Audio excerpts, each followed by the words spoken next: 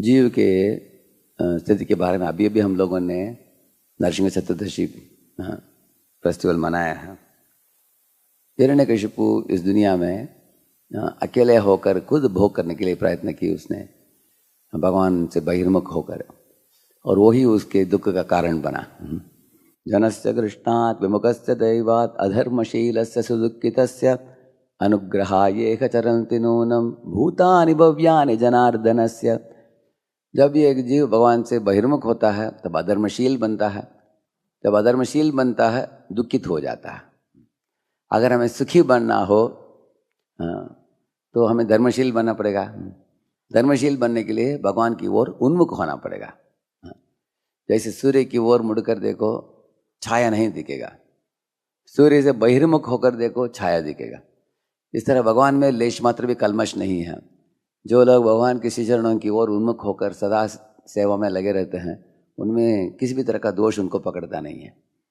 लेकिन जब हम भगवान से बहिर्मुख होते हैं, जिस तरह छाया दिखता है इस तरह हमारे में अनेक दोष आ जाते हैं, क्योंकि हम अधर्मशील बन जाते हैं। इसलिए शास्त्र में बताया गया कि the right conception and right consciousness, ये दो चीज़ को जो जीव पकड़ लिया वो सत पथ पर चल सकता है। Now what is right consciousness? सेवा वृत्ति सही चेतना है, भोग वृत्ति गलत चेतना है। तो श्री चैतन्य महाप्रभु इसके संबंध में बोला है, न धनम न जनम न सुंदरीम कविताम वा जगदीश कामये मम जन्मनि जन्मनीश्वरे भवतात् भक्ति रघयितु की त्वयि। हे भगवान, मुझे धन जन सुंदरी इत्यादि को भोगने की इच्छा नहीं, मैं सिर्फ आपके श्री चरणों में आश्रित होकर आपके दासानुदास बनकर मैं सेवा देना चाहता हूँ। ये सही चेतना है। और गलत चेतना है इन चीज़ों को भोगने की इच्छा करना। And what is right conception?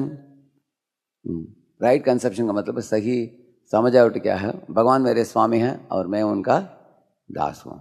जैसे अयि नंद तनुज किंकरम पतितम मां विषमे भवाम बुधौ कृपया तव पाद पंकज स्थित धूलि सदृशम विचिंतया। आपके ही मैं दास हूँ भगवान, लेकिन गिर पड़ा हूँ इस भौतिक दुनिया में और एक बहुत बड़े संसार समुद्र में मैं डूब रहा हूँ। कृपया आप मुझे उठाइए, शुद्ध बनाइए, अपना बना लीजिए, अपने सेवा में लगा लीजिए। अभी हनुमान और रावण को आप देखेंगे, रावण के अंदर भोग वृत्ति था, हनुमान के अंदर सेवा वृत्ति था। और रावण ने सोचा ये सीता मेरे लिए भोग्य है और मैं राम को परवाह नहीं करूँगा। लेकिन हनुमान ने सोचा सीता मेरी माता है और प्रभु हमारे पिता हैं, मैं उनका सेवक हूँ। So to understand I am सेवक of the lord is right conception. To understand Sita should be engaged in Ram service, that is right consciousness. इस तरह सारे दुनिया सीता का ही विस्तृत रूप है। हम सब चीज़ों को लेकर भगवान की सेवा में लगाए तो दैट इज़ राइट कॉन्शियसनेस। और अपने आप को भगवान प्रभु के सेवक माने, सेवकों के सेवक माने, दैट इज़ राइट कंसेप्शन। तो हम लोग नाम जप करते हैं रोज, इसी चेतना से करना चाहिए कि हे प्रभु, हम आपके दास हैं लेकिन बुलक्कड़ होकर इस दुनिया में भटक रहे हैं और दुख भोग रहे हैं। कृपया सद्बुद्धि को जगाइए, अपने भक्ति में लगा लीजिए हमको और उठाइए, ऊपर उठाइए, चित्त को शुद्ध कीजिए और उस शुद्ध अवस्था में हम सदा नित्य निरंतर काल के लिए आपकी सेवा में लगे रहे।